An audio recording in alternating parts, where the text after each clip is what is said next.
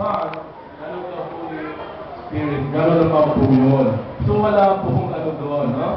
Wala pong iba doon as long as you have faith in God. Yun po yun. No?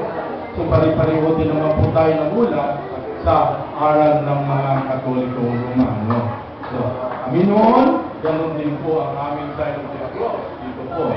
Kaya lamang dahil nga kami ay nag-aral, so Orthodox, kaya ang aming side of the cross, kanan.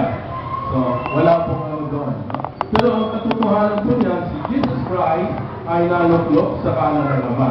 Okay? So, wag po inyong ano po yung inyong isipan. Okay? Jesus Christ has two natures. No? Jesus Christ has two natures. Bakit nakaganon? Sa Catholic, bahala ka naman ganon. Ganon. Ganon. Ganon. Meron pa iba dyan? Ganon. Ganon. Ganon. Ganon. Meron pa iba dyan?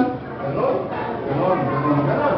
So, ang tama po ng sign of the cross, ito po yung sabi ni Father kanina, the Holy Trinity of God is there. Tatlo yan lagi. The Father, Son, and the Holy Spirit. Right? See? No? And God, Jesus Christ, may dalawa po siyang katangian. In the womb of Virgin Mary, example, this is the womb of Virgin Mary. Kaya nakaganyan, no? Nakaganyan. Because human, Jesus, Christ, God. See? Jesus, Jesus. May mga Jesus tayo dito sa lupa. May mga tao magagalang Jesus. Dagdagan nyo ng Christ. Because Jesus, Christ. So, dalawa po ang nature ng ating Panginoon Kristo. Human and God. Divine. Human and divine.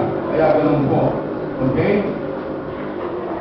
Kasi kung mag-scientific tayo hindi dito, dahil hindi naman lumabas si Jesus Christ dito talaga natin, sa dibdib natin dito.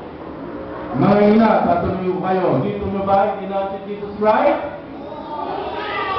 Ang inyong anak, dito nyo ba tinaan? Saan? Saan? Sa taas o sa tiyan? Oo, sa tiyan. Sa tiyan.